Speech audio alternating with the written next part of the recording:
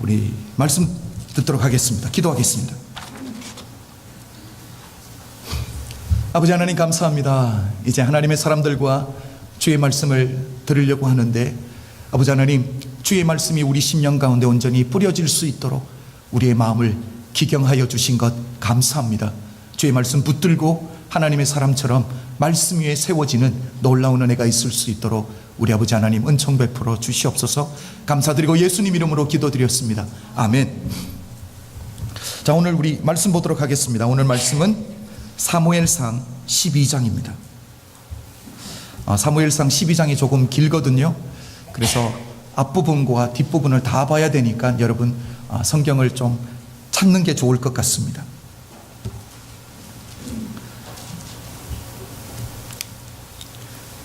사무엘상 12장 우리 1절부터 25절인데, 함께 읽기는 우리 6절부터 15절까지 먼저 함께 읽도록 하겠습니다.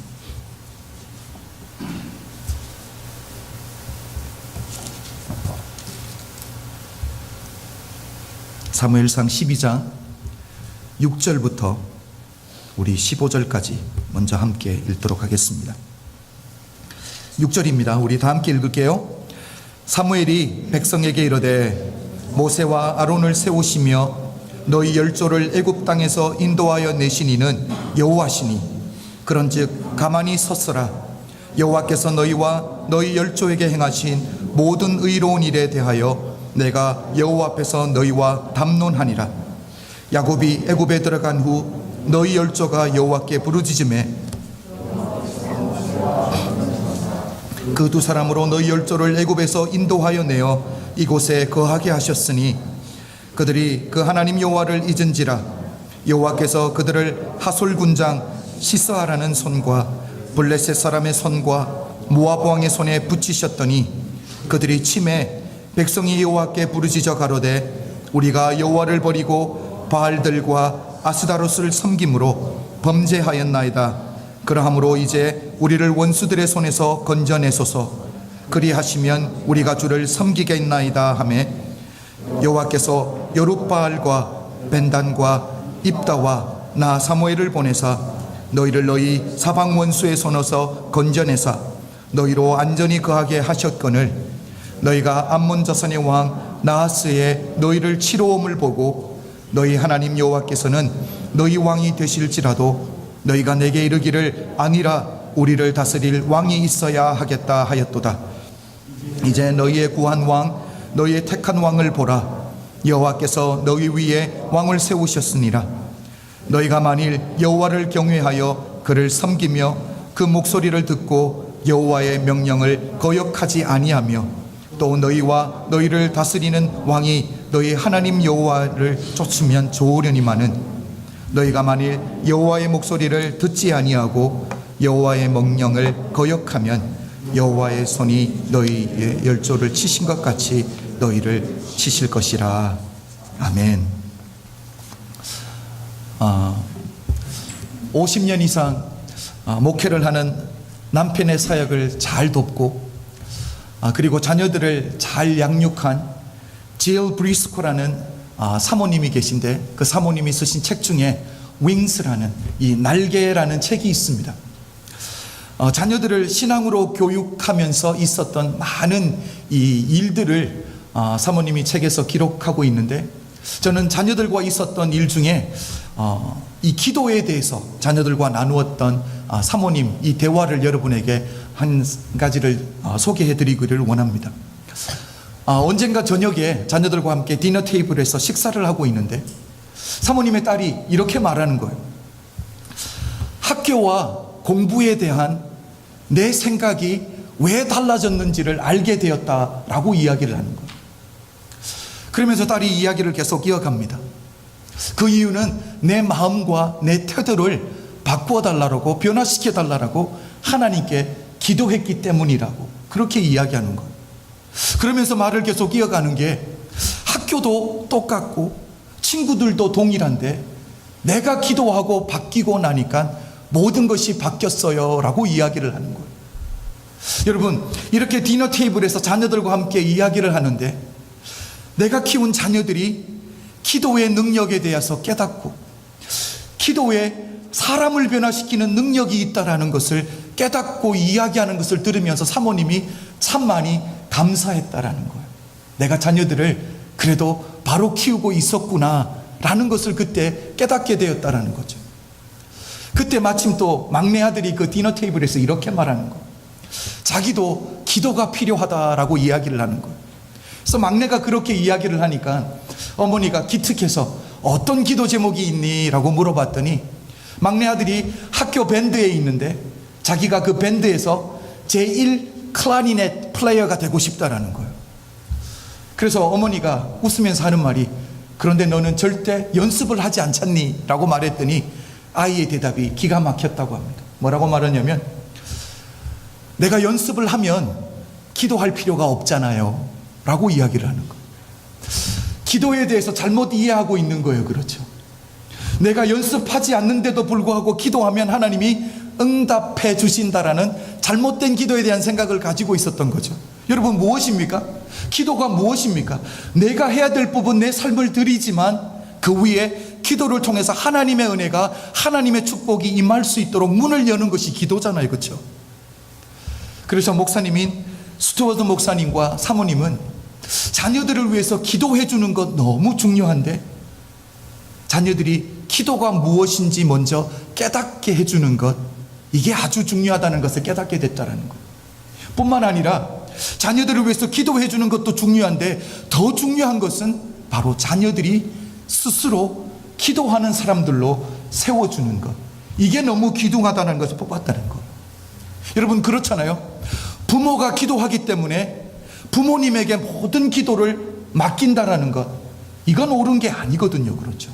자녀들 스스로 기도하는 사람으로 세워줘야 되는 줄로 믿습니다. 여러분 자녀들이 부모님이 아버지가 어머니가 가정을 위해서 기도하는 사람이라고 인정해 주는 것, 이거 영광입니다. 그런데 자녀들을 그렇게만 키워낸다라면, 부모님에게만 의지하는 자로 키워낸다라면 그 부모님은 반쪽만 성공한 부모님이에요. 그리고 나서 이 사모님이 글을 이렇게 마칩니다. 우리가 자녀들을 기도하는 자로, 스스로 기도하는 자로 키워야 되는 가장 큰 이유는 나는, 부모된 나는 자녀들과 언제까지나 함께 해줄 수 없기 때문이라는 거죠. 그렇죠? 언젠가는 우리는 자녀들의 인생에서 자녀들이 떠나가든지 우리가 떠나가는 때가 있거든요. 그렇다면 자녀들이 스스로 그 믿음의 바톤을 받아서 기도하는 자녀들로 키워내야 되는 줄로 믿습니다. 여러분 근데 저는 이 책을 읽으면서, 그리고 오늘 본문을 읽으면서 어떤 생각이 들었냐면, 어떻게 보면 이 사모님이 책에서 소개하고 있는 이 일들은 너무 당연한 이야기예요. 그렇죠? 책에서 소개하고 있는 이것은 너무 기초적이고 기본적이고 너무 뻔한 이야기를 하고 있다라는 거예요. 자녀들에게 기도가 무엇인지 믿는 부모로서 가르쳐 준다라는 것 특별한 게 아니잖아요. 그렇죠? 당연한 거예요. 자녀들을 기도하는 사람으로 스스로 세워내게 하는 것, 이거 뻔한 이야기잖아요. 그렇죠? 부모로서 자녀들과 언제까지나 함께 할 수 없기 때문에 스스로 기도하는 자녀들로 키워내야 된다는 것, 이거 특별한 이야기가 아니에요. 너무 기본적이고 너무 당연한 건데 사모님이 이렇게 책에서 기록해야 되는 이유가 무엇입니까?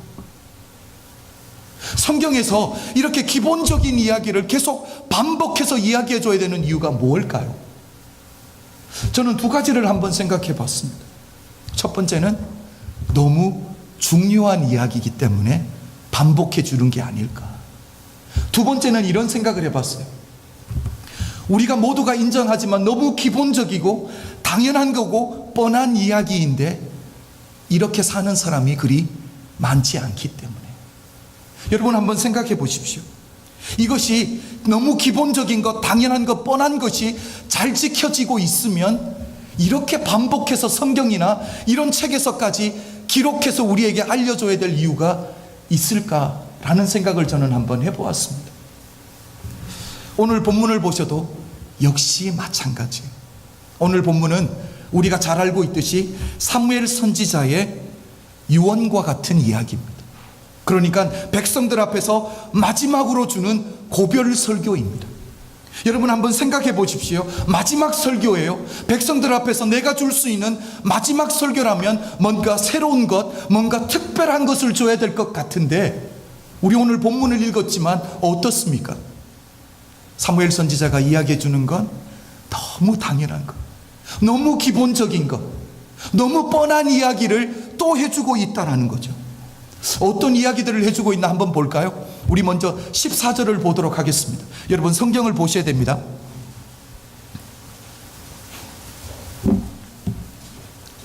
우리 14절 다 한번 읽어보겠습니다. 시작. 너희가 만일 여호와를 경외하며 그를 섬기며 그 목소리를 듣고 여호와의 명령을 거역하지 아니하며 또 너희와 너희를 다스리는 왕이 너희 하나님 여호와를 쫓으면 좋으리라마는. 24절을 한번 볼까요? 24절은 뒤에 없습니다. 성경을 보셔야 돼요. 우리 24절 다 함께 읽습니다. 시작. 너희는 여호와께서 너희를 위하여 행하신 그 큰 일을 생각하여 오직 그를 경외하며 너희의 마음을 다하여 진실이 섬기라. 자, 여호와를 경외하며 그분을 진실하게 섬기라. 여러분 이건 너무 기초적인 이야기입니다. 그렇죠? 너무 뻔한 이야기예요. 오늘날 우리식으로 표현하면 무엇입니까? 예수 잘 믿어야 된다라고 이야기해 주는 거예요. 무슨 일이 있어도 신앙생활 똑바로 해야 된다라고 이야기하는 거예요. 여러분 사무엘 선지자가 인생을 이제 마무리할 때쯤 되어서 백성들에게 마지막 고별 설교를 해주는데 무슨 말을 하고 있습니까?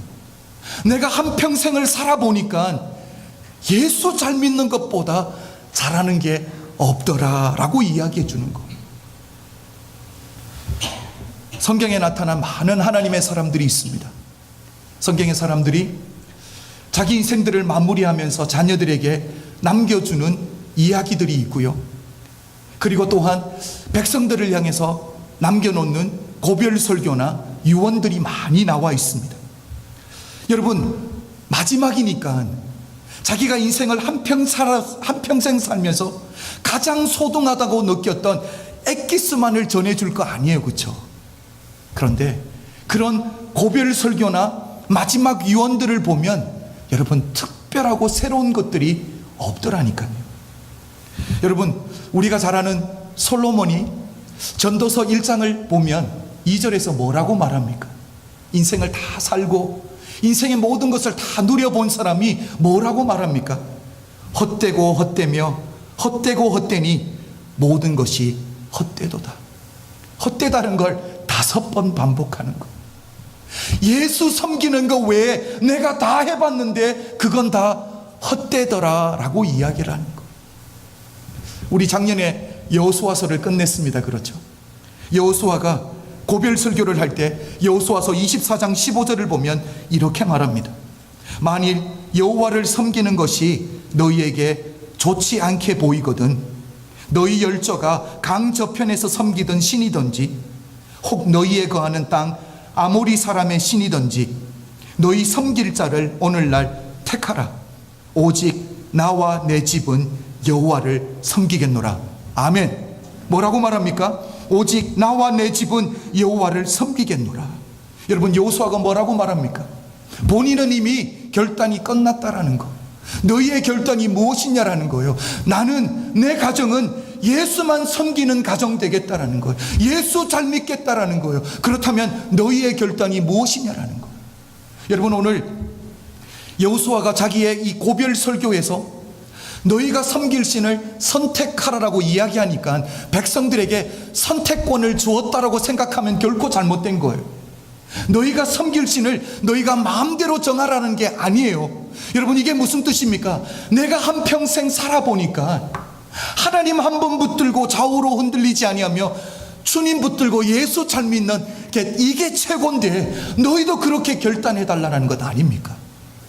믿음의 결단을 촉구하고 있는 줄로 믿습니다. 오늘 본문에서 사무엘 선지자가 하고 있는 것도 동일하다라는 거예요. 지금 사무엘 선지자 오늘 우리가 읽었던 6절부터 15절까지가 무엇입니까? 이스라엘의 역사를 이야기해 주는 거예요. 하나님이 어떤 일들을 행하셨는지를 다시 한번 백성들에게 리마인드 시켜주고 있는 거잖아요. 우리 8절을 다 한번 볼까요? 8절을 다 함께 보겠습니다. 우리 8절 다 함께 읽습니다. 시작. 야곱이 애굽이 들어간 후 너희 열조가 여호와께 부르짖음에 여호와께서 모세와 아론을 보내사 그 두 사람으로 너희 열조를 애굽에서 인도하여 내어 이곳에 거하게 하였으나. 여러분, 아니 이스라엘 백성들 치고 이 사건을 모르는 사람, 출애굽 사건을 모르는 사람이 누가 있다라고 고별 설교, 마지막 남은 설교에서 사무엘이 뭘 이야기하고 있습니까? 출애굽을 이야기하고 있다라니까요. 여러분, 너무 기초적인 것, 모든 사람이 알고 있는 뻔한 이야기를 또 하고 있다라니까요. 오늘날 성도님들이, 목사님들이 이렇게 설교를 한다라고 한번 생각해 보십시오. 똑같은 설교 또 반복하고 똑같은 소리 또 반복한다라면 어떤 생각을 할까요? 야, 목사님 설교 재탕하시네. 더 이상 새로운 것이 없나? 결국 은퇴할 때가 됐군. 뭐 이렇게 생각할 거 아니에요, 그렇죠? 오늘 사무엘도 왜 그걸 모를까요? 이렇게 똑같은 거 반복하면 백성들이 그거 들으면서 어떤 생각할지 왜 모르겠습니까?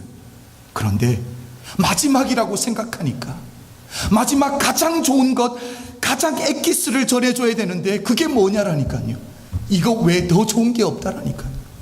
예수 잘 믿는 것 외에 더 좋은 것은 내가 줄 수가 없다라니까요.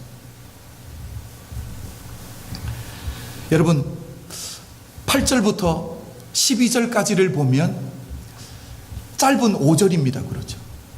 이 짧은 5절 안에 여러분 시간상으로 한번 따져보면 몇 년이라는 세월이 그 속에 흘러가 있는 줄 아세요? 이 딱 짧은 5절인데 이 안에 이스라엘의 역사 몇 년이 숨겨져 있는지 아시냐고요? 자, 무엇으로 시작합니까? 야곱이 온 가족을 이끌고 애굽에 들어가는 스토리부터 시작했어요. 그렇죠? 그것은 창세기 46장이거든요. 창세기부터 이야기가 시작되는 거예요.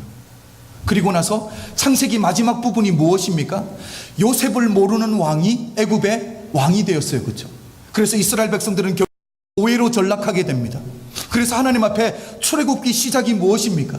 그 고통 가운데서 하나님 앞에 부르짖었더니 하나님이 모세를 보내서 이스라엘 백성들을 출애굽시키는 거예요. 그렇죠?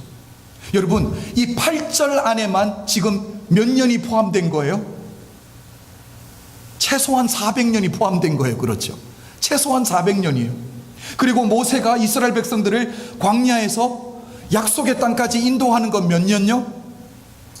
40년이 또 더해져야 되는 거예요. 그렇죠? 440년입니다. 그게 다가 아니에요.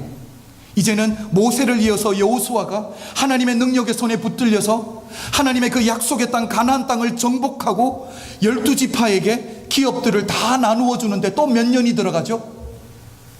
15년이 들어갔어요. 그렇죠? 440년에 15년을 또 더하면 455년입니다. 그런데 이게 다가 아니잖아요. 그렇죠? 여호수아가 각 지파별로 땅을 분배하는 것을 끝내고 그때부터 오늘 본문까지 사무엘이 고별 설교를 할 때까지 그 사이에 책이 뭐가 빠져 있습니까? 사사기가 빠졌어요. 그렇죠? 여러분, 사사기의 흐름을 오늘 사무엘이 이야기하는데 무엇입니까? 이스라엘 백성들이 12지파별로 기업을 다 나누어서 줬더니 하나님을 잊어버렸습니다. 여호와를 잊어버리고 우상을 섬기기 시작하니까 하나님이 어떻게 하셨습니까? 이방 나라를 일으켜서 이스라엘 백성들을 심판하셨어요. 그렇죠? 하나님이 심판하시니까 그 고통 가운데서 이스라엘 백성들이 하나님 앞에 울부짖었습니다. 회개했습니다. 그랬더니 하나님이 어떻게 하십니까? 사사를 보내서 이스라엘 백성들을 구원하고 회복하시는 이 패턴이 돌아가는데 사사 시대가 몇 년입니까? 이런 시대가 몇 년을 돌아가요? 400년이나 돌아갑니다. 400년. 여러분, 하나님이 11절을 보시면 사사들을 보냈는데 그 사사들 우리가 잘 아는 두 사람을 소개하고 있습니다. 첫 번째가 여룻바알입니다. 여룻바알은 누구입니까? 기드온이잖아요. 그렇죠? 기드온. 여룻바알이라는 뜻은 바알을 향해서 대적한 사람이라는 뜻이잖아요. 그렇죠? 기드온을 이야기하고 있는 거고요. 그리고 우리 지난주에 보았던 암몬이 길르앗을 공격하러 왔을 때, 단 지파가 포함되어 있었던 길르앗을 공격하러 왔을 때 입다라는 사사가 길르앗을 구원해 주는 스토리, 우리 지난주에 보았거든요. 그리고 오늘 사무엘 선지자까지. 여러분, 그러니까 8절부터 12절까지 겨우 5절밖에 안 되는데 이스라엘 역사 900년 이상이 여기에 묻어져 있는 거예요. 여러분, 사무엘 선지자가 고별 설교를 하면서 이 짧은 구절 안에 이스라엘 역사 900년 이상을 여기에 이야기하고 있는 그 뒤에 숨겨져 있는 의미가 무엇인지 아세요? 이것을 통해서 사무엘 선지자가 무엇을 이야기해 주고 싶은지 아세요? 사무엘 선지자는 이렇게 오랜 세월, 900년이나 넘는 이 세월 동안 하나님이 너희를 인도하고 보호하시고 축복해 주셨다라는 것을 이야기해 주고 싶었던 거예요. 이렇게 오랜 세월 하나님이 너희를 구원해 주셨다라는 거예요. 하나님이 너희를 인도해 주셨다라는 거예요. 여러분, 이스라엘 백성들이 이렇게 하나님의 오랜 세월 동안 하나님의 축복을 받을 만한 자격이 있었던 사람입니까? 하나님의 인도하심을 받고 하나님의 축복을 받을 만큼 그렇게 거룩하고 의롭게 인생을 살았습니까? 아니잖아요. 그렇죠? 여러분, 광야 40년만 보십시오. 하나님의 도우심으로 기적처럼 출애굽했는데 그 광야 40년 동안 이스라엘 백성들은 끊임없이 하나님을 향해서 원망합니다. 물이 없습니다. 고기가 먹고 싶습니다. 끊임없는 원망 불평이었거든요. 그리고 우리 하나님이 가장 싫어하는 말, 자기들의 옛 모습, 하나님이 구원해 주시기 전에 그 모습, 노예 생활로, 죄의 삶, 내 옛사람으로 애굽으로 돌아가겠다라는 말을 한두 번 했습니까? 우리 하나님 그걸 제일 싫어하거든요. 하나님이 우리를 구원해 주셨는데도 불구하고 옛사람으로 애굽으로 돌아가겠다는 말, 하나님이 가장 싫어하는 말씀이잖아요. 뿐만 아니라 하나님이 하나님의 능력의 손에 여호수아를 붙들고 요단강을 육지처럼 건넜습니다. 그리고 가나안 땅을 멋지게 정복하고, 여러분, 각 지파별로 땅들을 기업으로 나누어 주었다라면 이스라엘 백성들이 어떻게 살아있어야 됩니까? 하나님 앞에 감사하며 감격하며 하나님 한 분 섬기며 살아야 되는 것 아닙니까? 그런데 이스라엘 백성들은 하나님을 잊어버렸다는 것. 오늘 본문에서 이야기하듯이 헛된 것, 우상 숭배에 빠지고 말았다는 거죠. 여러분, 여기서 사무엘 선지자가 이스라엘 백성들도 알고 본인도 알고 있는 이 역사에 반복되는 것을 이야기해 주는 이유가 뭘까요? 이스라엘 백성들이 이렇게 끊임없이 하나님을 배반하고 이렇게 끊임없이 하나님을 배신하는데도 불구하고 하나님이 이스라엘 백성들을 인도하고 보호하고 축복해 주신 것은 이스라엘 백성들이 잘해서가 아니라, 이스라엘 백성들이 하나님의 축복을 받을 만해서가 아니라 하나님이 사랑하시기로 이미 결단하셨기 때문이라는 거예요. 하나님의 은혜라고 이야기해 주는 거예요. 여러분, 오늘 신앙생활하고 있는 우리가 붙들어야 될 신앙도 바로 이것인 줄로 믿습니다. 여러분, 오늘 우리가 교회에 와서 예배 가운데 있으니까 우리가 하나님의 축복을 받을 만해서 여기 나와 있는 것 아니거든요. 지금까지 지내온 것 하나님의 은혜인 줄로 믿습니다. 여기까지 우리를 인도해 오신 분이 우리 하나님인 줄로 믿습니다. 우리 스스로를 돌아보십시오. 우리가 하나님의 은혜를 받을 만큼 거룩하게 살지도 않았고, 우리 인생을 돌아보면 우리 스스로도 전혀 아니올시다가 나오는 거잖아요. 그렇죠? 그럼에도 지금까지 우리를 인도해 주시고 지켜주시고 보호하신 것은 바로 하나님의 은혜라니까. 내가 잘나서가 아니에요. 내가 잘 준비해서가 아니에요. 내가 노력했기 때문이 아니라는 거예요. 이것을 우리가 붙들어야 됩니다. 그런데 이스라엘 백성들은 오늘 우리가 잘 알고 있듯이 어떤 문제를 일으키고 있습니까?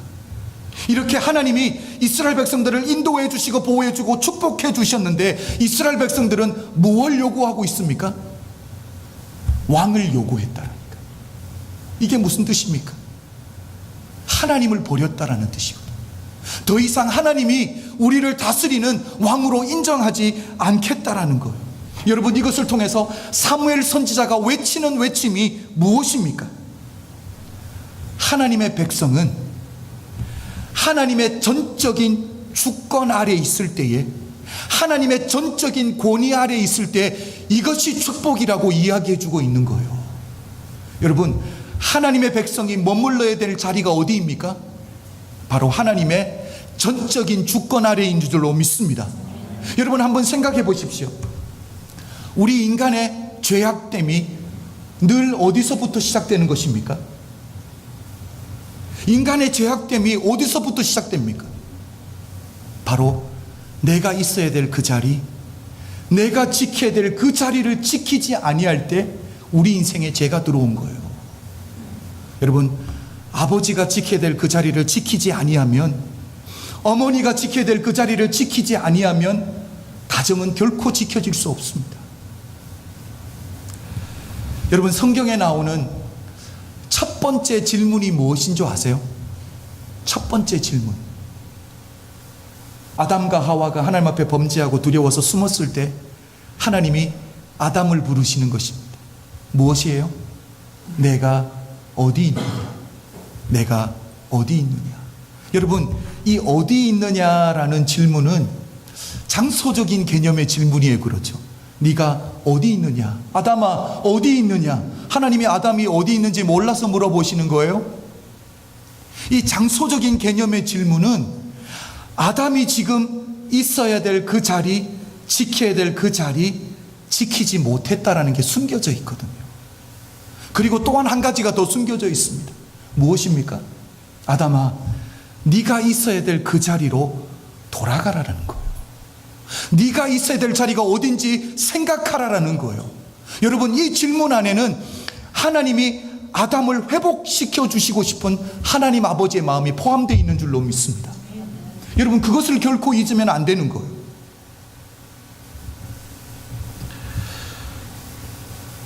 아담은 하나님의 형상으로 지어진 피조물이에요. 그렇죠? 창조물입니다. 그렇다면 피조물이 지켜야 될 그 자리는 어디일까요? 바로 창조주 하나님의 절대 주권 아래인 줄로 믿습니다. 그런데 사단의 유혹이 뭐예요? 선악과를 먹으면 눈이 밝아져서 하나님처럼 될 수 있다. 무엇입니까? 위치 이동을 시키는 거예요. 이게 바로 범죄의 시작이라는 거예요. 아담이 지켜야 될 그 자리, 피조물로서 하나님의 주권, 하나님의 권위 안에 머물러 있어야 되는데 거기 안 있어도 된다라는 거예요. 그 자리 떠나도 된다라는 거예요. 그것이 바로 범죄라는 사실입니다. 여러분, 사단의 속성이 무엇입니까? 나중에 여러분 기회 되시면 이사야서 14장을 한번 보십시오. 13절을 보면 사단 스스로 뭐라고 말합니까? 내가 하나님의 묵별 위에 자기의 자리를 만들겠다라는 거예요. 무엇입니까? 하나님하고 동등하게 되겠다라는 거죠. 14절을 보면 구름 위에 내가 하나님과 동일하게 되겠다라는 거죠. 이게 바로 사단이거든요. 내가 있어야 될 그 자리를 떠나게 만드는 거예요. 사단도 자기가 있어야 될 그 자리를 떠난 거잖아요. 그래서 귀신이 된 거잖아요. 그렇죠? 그래서 마귀가 된 거거든요. 오늘이 세월호 참사가 일어난 지 54일째입니다. 세월이 많이 지났어요. 그렇죠? 벌써 54일째입니다. 세월호 참사를 TV 화면으로 지켜보면서 온 백성이 분노하게 되었던 이유가 무엇입니까? 세월호의 선원들이 자기 자리를 지켜야 되는데 자기 자리를 지키지 아니하고 자기 살겠다라고 자기 손에는 워키토키 들고 서로 연락하면서 자기들끼리 여유 있게 도망 나오는 그 장면을 TV 화면을 통해서 보면서 백성들은 분노했던 거예요. 그렇죠? 왜 분노했습니까? 그 사람들이 살아서 분노한 게 아니에요. 그렇죠? 그 사람들이 지켜야 될 그 자리 지키지 못할 때 분노하는 거예요. 믿음의 사람이 지켜야 될 자리 지키지 아니하면 그것을 바라보는 하나님이 분노하실 수밖에 없는 거죠. 여러분, 자기들은 살겠다라고 안전하게 빠져나왔을지는 모르지만 자기 자리 제대로 지키지 못한 결과는 그게 다가 아니잖아요. 하나같이 다 구속되는 것 우리 다 보았습니다. 여러분, 내 자리 안 지키고 나만 힘들면 괜찮아요. 그런데 내가 내 자리 안 지키면 나만 힘들어지는 게 아니라 주변에 있는 사람들이 얼마나 많이 힘들어지냐라니까. 내가 내 자리 안 지킬 때 이렇게 큰 참사가 일어났다라는 거잖아요. 그렇죠? 오늘 본문을 통해서 사무엘 선지자가 이야기해 주는 것도 똑같은 거예요. 하나같이 어느 누구도 예외 없이 예수 잘 믿어야 된다는 거. 어느 누구도 예외 없이 내가 지켜야 될 그 자리 잘 지켜야 된다는 거예요. 결국 우리는 하나님의 피조물이라면, 하나님의 형상대로 창조된 창조물이라면 하나님의 절대 권위 아래 순종하며 있어야 되는 줄로 믿습니다. 우리가 머물러야 될 자리는 바로 여기인 줄로 믿습니다. 여러분, 그 자리를 혼동하면 결국 안 되는 거예요. 그래서 사무엘 선지자는 14절을 통해서 이렇게 말합니다. 너희가 만일 여호와를 경외하여 그를 섬기며 그 목소리를 듣고 여호와의 명령을 거역하지 아니하며 또 너희와 너희를 다스리는 왕이 너희 하나님 여호와를 쫓으면 좋으니라마는. 여러분, 하나님의 말씀을 경외하고 쫓아야 되는 것은 백성뿐만 아니라 결국은 누구까지요? 왕까지도 아무도 예외가 없다라는 거. 모든 사람이 예외 없이 하나님을 경외하고 하나님을 따라야 되는 줄로 믿습니다. 여러분, 열왕기상을 보면 아합 왕이라고 나오잖아요. 그렇죠? 이 왕이 이세벨과 결혼하면서 이스라엘의 첫 번째 왕으로 바알 숭배를 허락해 주는 왕이 됩니다. 여러분, 왕이 지켜야 될 그 자리는 하나님의 절대 권위. 나는 왕이지만 나는 여전히 하나님의 절대 권위 아래에 있어야 되는데 자기 자리를 이탈했던 거예요.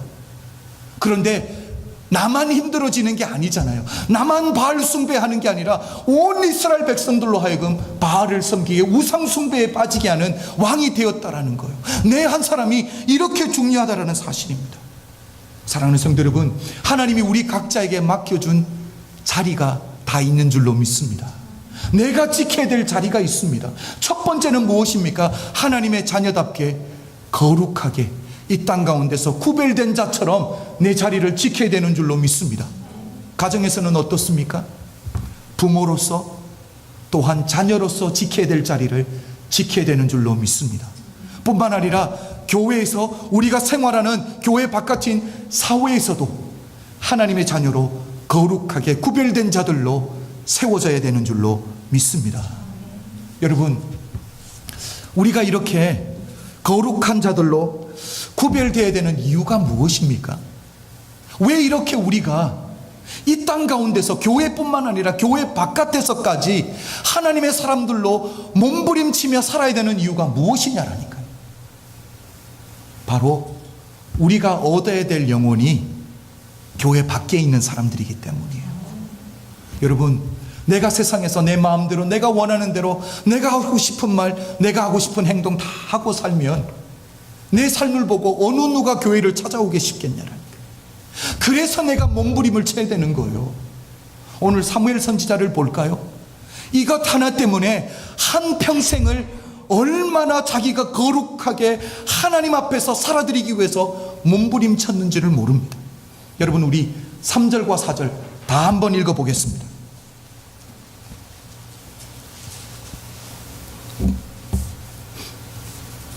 3절과 4절 너무 중요합니다.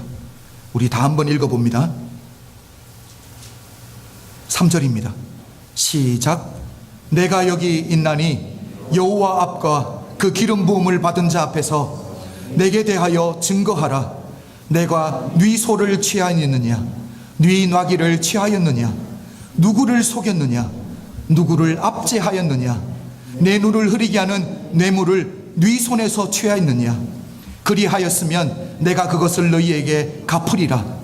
그들이 가로되 당신이 우리를 속이지 아니하였고 압제하지 아니하였고 네 손에서 아무것도 취한 것이 없나이다.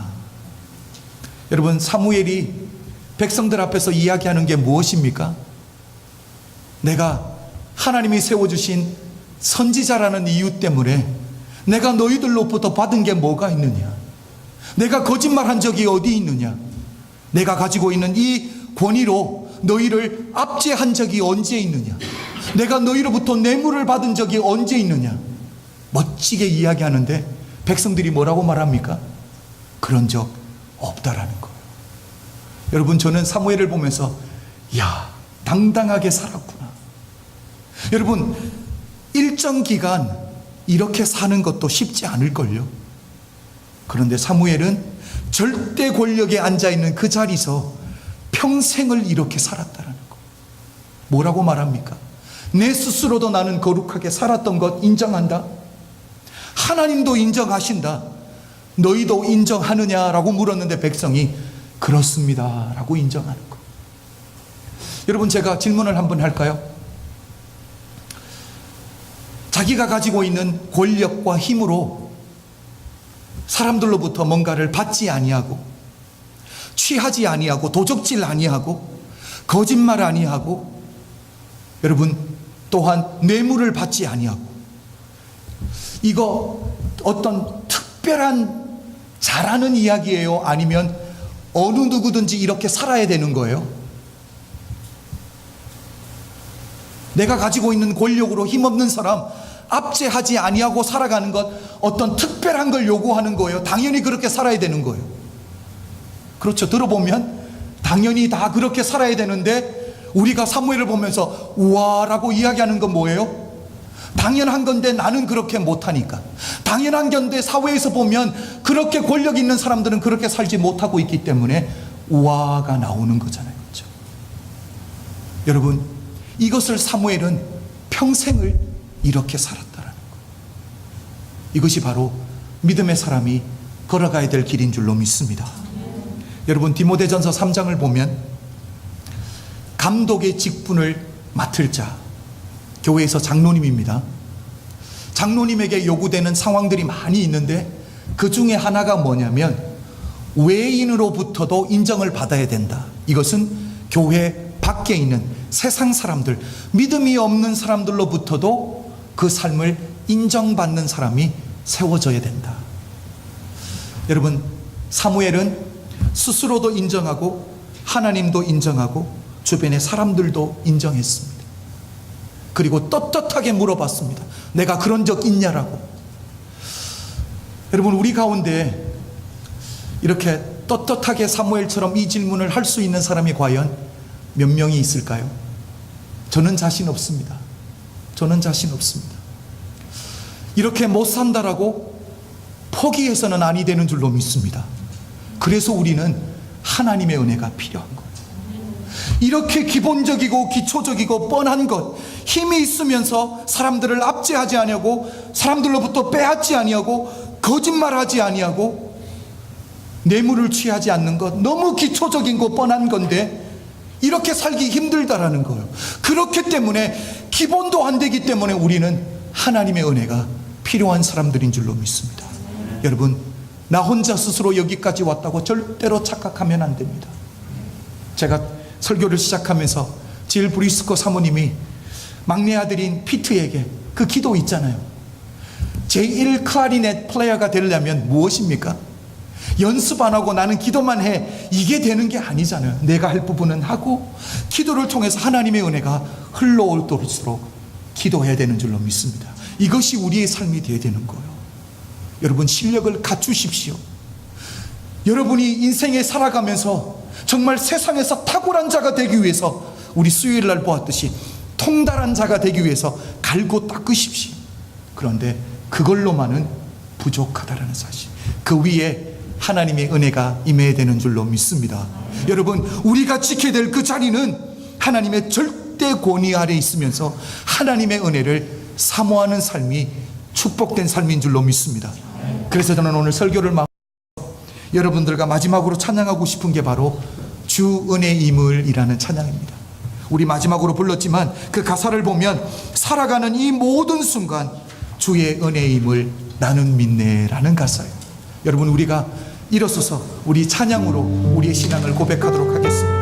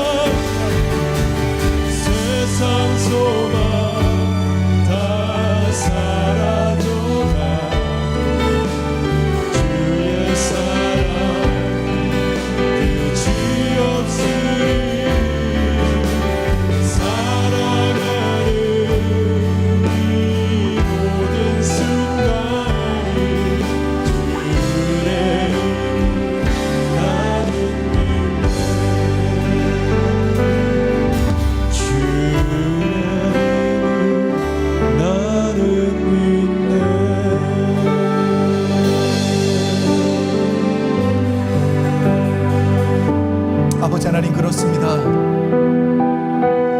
우리가 살아가는 이 모든 순간이 바로 주님의 은혜인 줄로 믿습니다. 아버지 하나님, 우리가 받을만 해서가 아니라, 우리가 거룩한 삶을 살아서가 아니라, 하나님 우리를 사랑하시기로 결단하셨기 때문인 줄로 믿습니다. 하나님, 그래서 오늘 믿음의 사람들에게도 믿음의 결단을 요구하시는 줄로 믿습니다. 아버지 하나님, 오늘 이곳에 있는 하나님의 사람들이 나와 나의 가정은 여호와 하나님만을 섬기겠다라고 결단하는 귀한 시간 되게 하여 주시옵소서.